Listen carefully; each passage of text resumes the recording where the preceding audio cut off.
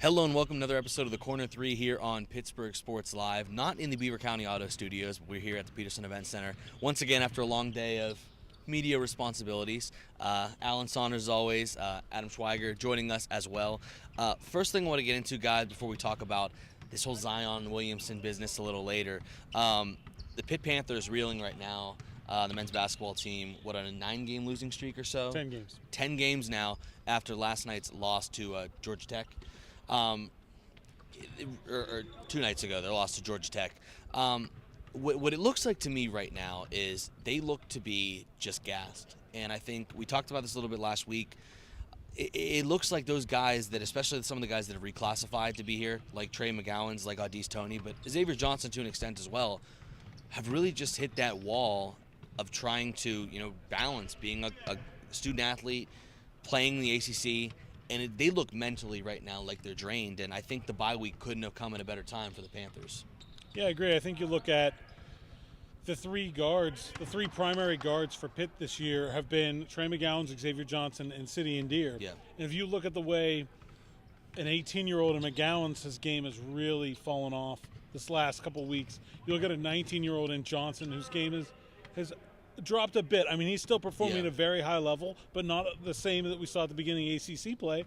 And you look at Sidian Deer, he's playing his best basketball of the season as a redshirt senior. I think that's clearly the difference that experience brings. It's not just about what to do on the court. It's how to take care of your body between games. It's managing the schedule of being a college student and a basketball player at the same time throughout the course of a season. You get into the start of that ACC period, you're just coming off break, and it's not as demanding of an academic period as you're coming up towards finals, and the games start to get closer together, and it's tough. And so I think that's the thing that you're seeing specifically from Pitt's freshmen, but I think in general, it's a very young team. I mean, outside of Sidian Deer, Jared Wilson-Frame, to some extent Malik Ellison, there's very little experience. And even those guys, like Jared Wilson-Frame played 2 years at community college.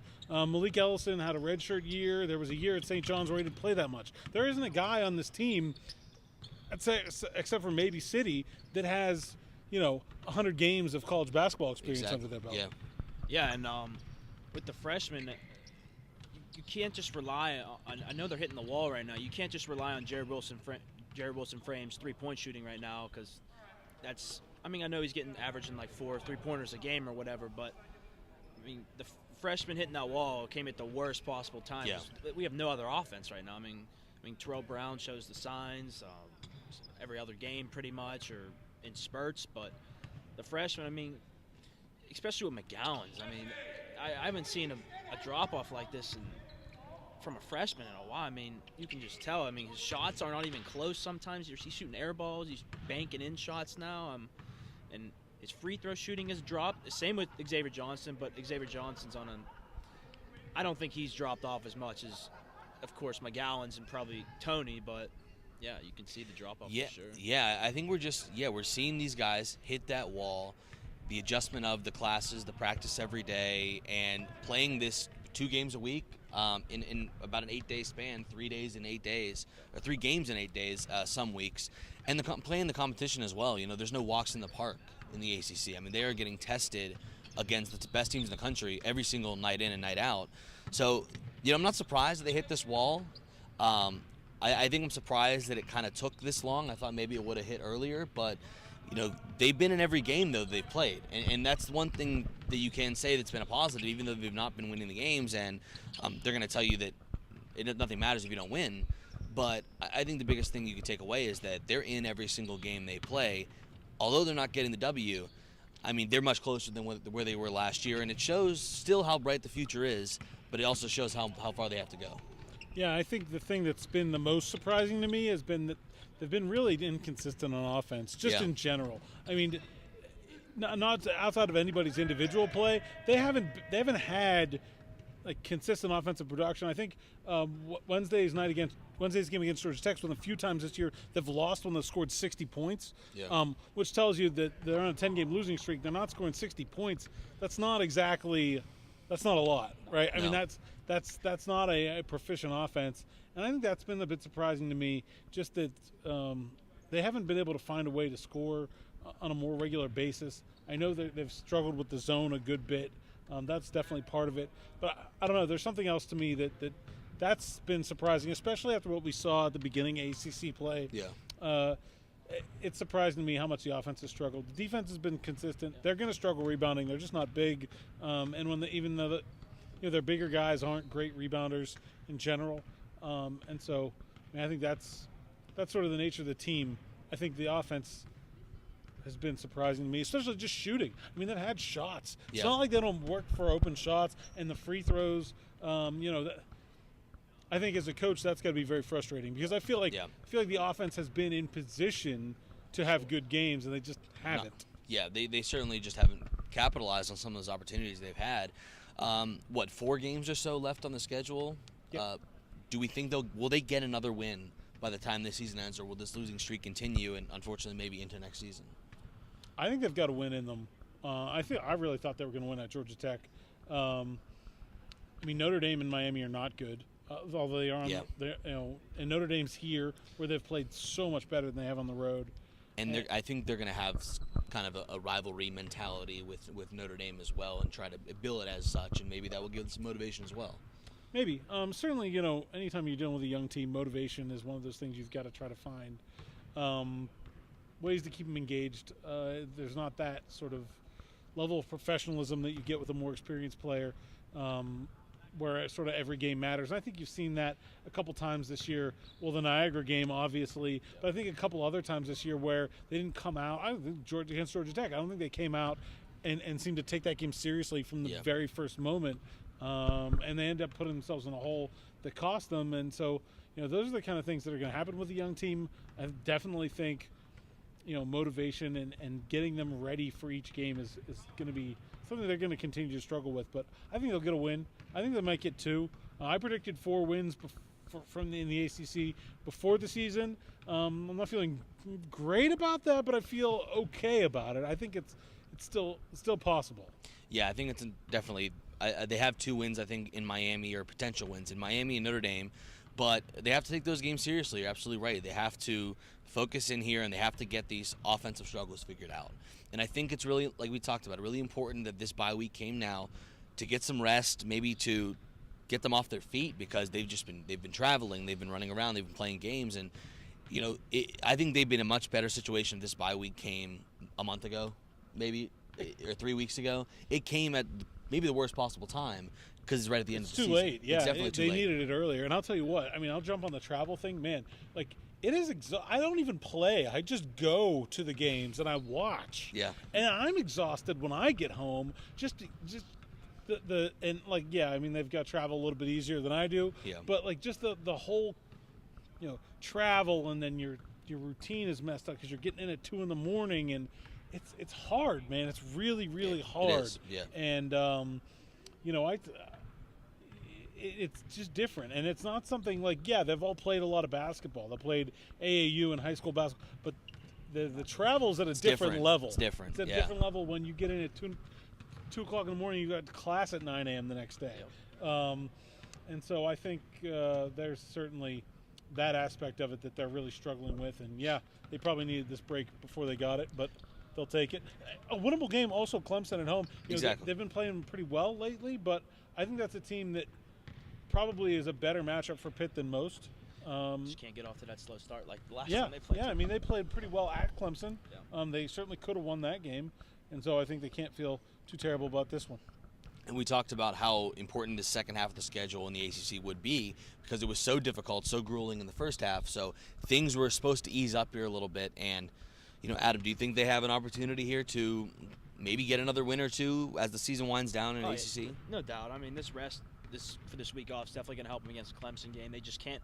Like, they've had 2 games, like the last game against Georgia Tech and then the last game against Clemson. They had those really slow starts, and that just – you can't have slow starts against teams like this because if you're in a 15-point hole right away against good caliber teams like this in the ACC, you're screwed. Yeah. You have to play really good defense and make your shot, especially for a struggling team like Pitt has on offense. You're not going to work yourself back into a game if you're struggling. So you got to get off to a fast start, and I think that's going to happen against Clemson. I think they're going to beat Clemson. And unfortunately, they have to play Virginia after that at Virginia. But That'll be tough. Yeah, That'll be a tough one. then they got those 2 winnable games at the end against Miami and Notre Dame. So who knows? Maybe they can win 3 out of 4 and come a couple more wins in the ACC tournament, and it's not that bad of a season. Yeah. So who knows? Yeah. So we talked about the Pitt freshman. There's obviously a much larger freshman, both in profile, in celebrity, and in stature, and that's Zion Williamson, who went down the other night in the Duke UNC game, the same exact time the Pitt game was going on. Blew right out of his PG 2.5s, his Nikes, complete 30 seconds into the game. People were spending $3,000 to go see Duke UNC, and 3 minutes or 30 seconds in, Zion blows out of his shoe, goes out of the game, doesn't return, ends up being a right knee sprain, I believe was the official injury. So nothing too serious, but this has raised questions of a debate that I think we hear pretty often, and something that we've definitely heard a lot recently in college football, where guys get injured. I mean, should they sit out and wait until the draft? Has he proven himself? Should he shut it down? I'm interested to see our thoughts here, because I think they might differ, and I've heard a lot of different opinions on this. My thoughts are, I don't think that he should sit down, because I don't think. I mean, this is an injury that could have happened in practice, that could have happened kind of anywhere. This situation, it was a freak thing, and I don't think you can live in a state of fear like that at any moment I could get hurt. The other thing, what I do think though, is I don't think Zion should really be here playing for Duke in the first place. Yeah. The rule should be changed where an 18-year-old should be able to go to the NBA if he's clearly able and the ability to play in the NBA.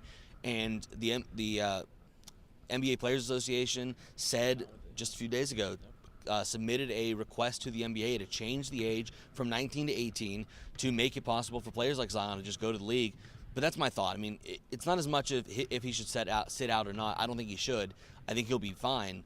But I think my thought is that he shouldn't be playing there at all. He shouldn't be forced to go play when he's clearly ready for the NBA. And then you eliminate this kind of talk of sitting out and not getting paid for it and stuff like that, and getting return on investment, because he can just go to the NBA and make money right away. Yeah, I mean, I agree with you. I think they said in that proposal that it could be happen by 2022, which is not for 3 more years or whatever. But yeah, I agree. Like, Zion could have went right to the NBA, not worried about the injury or anything, got his money right away. I definitely think I agree with the lowering of the age, but I mean, it's not going to be that many people trying to go from.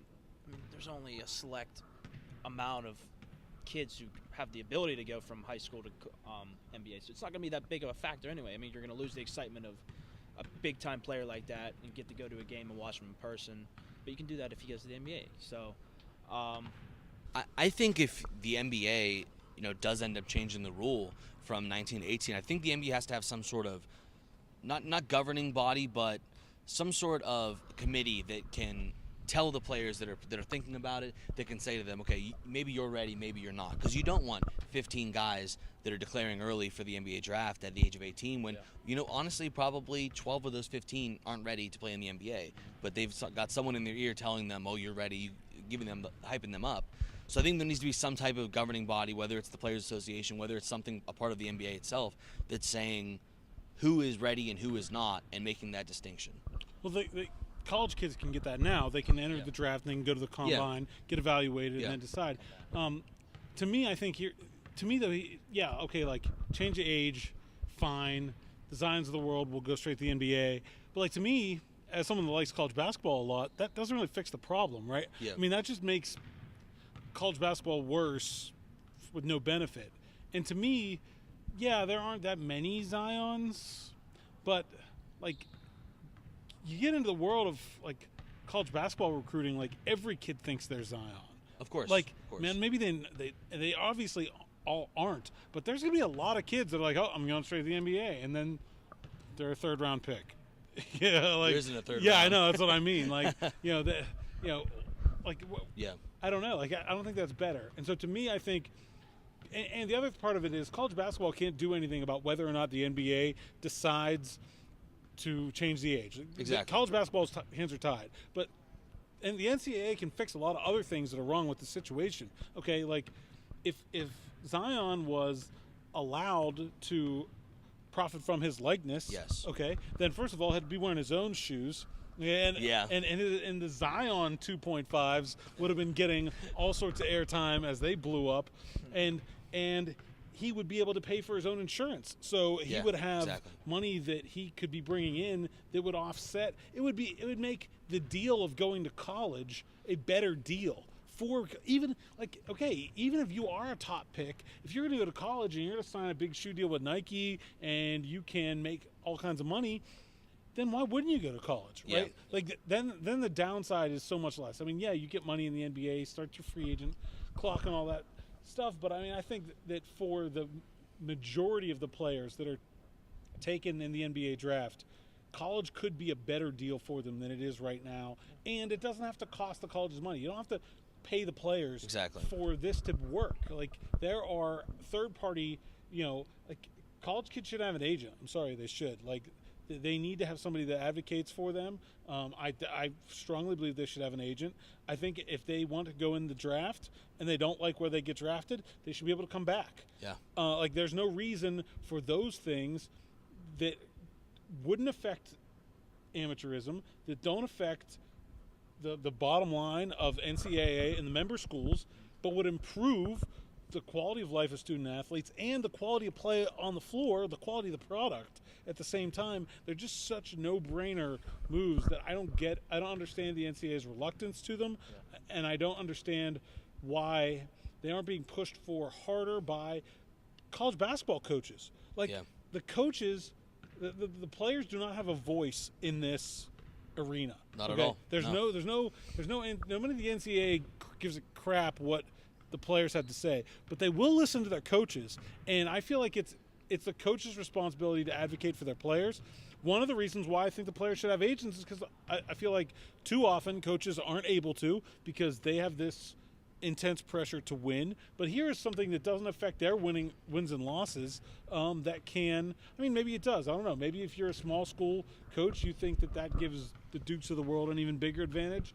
I don't know. But to me, it's common sense. It's the reason why when things like this happen, you see the media horde chime in with, we have to pay the players. There's no reason he should be here. Hot takes galore. Because even in my position, I feel like I need to advocate for the players that I cover, because they don't have a voice that I do to say, hey, NCAA, you're screwing this up. And if you're somebody that makes money on college players, like, to me, it's almost amoral to say that the status quo should remain. People were paying $3,000 to see one guy play. I mean, I know R.J. Barrett's great as well, but they were there to see Zion. LeBron, Jay-Z, Barack and Obama. Barack Obama have paid to see this guy play. Real quick here, I know, really cool that Jeff Capel had Jay-Z, but that's the Duke difference. That they got Barack Obama there. Coach K was all, hold my beer. He was. I'll do you one better. But I completely agree. I think it would be incredibly hard to pay the players and figure out that whole situation. I'm not even a big advocate for it, but I 100% think that they should be able to make money off their own likeness. If you're Zion Williamson, you should be able to sign an endorsement deal. If he wants to be the spokesperson for some car dealership in Durham, he should be able to, or with Nike, whatever he wants to do. If you're Kyler Murray, you should be able to sign endorsements if you're one of the biggest stars in college football. So I entirely agree that they should be able to use their own brand, because if the NCAA is using their brand, the NCAA and ESPN are marketing Zion Williamson. Every story on ESPN is about Zion. So they should be able to use themselves to generate profit as well, if these companies are able to do it also. Yep, totally agree. What else we got? That's it. That's it? Yeah. All right. That's going to do it for us here today on the Corner 3. As always, want to thank Beaver County Auto, not in the studio today, on location at the Peterson Event Center, but always want to give a shout out to them. And make sure to subscribe. Helps us out a lot, lets us keep this thing going. Make sure to follow us all on Twitter as well. Keep up to date with everything we got going on, especially Alan, because he's everywhere. But that's going to do it. I thank Adam for joining us. Alan, as always. This has been the Corner 3 on Pittsburgh Sports Live. Yeah, it didn't make sense to talk about the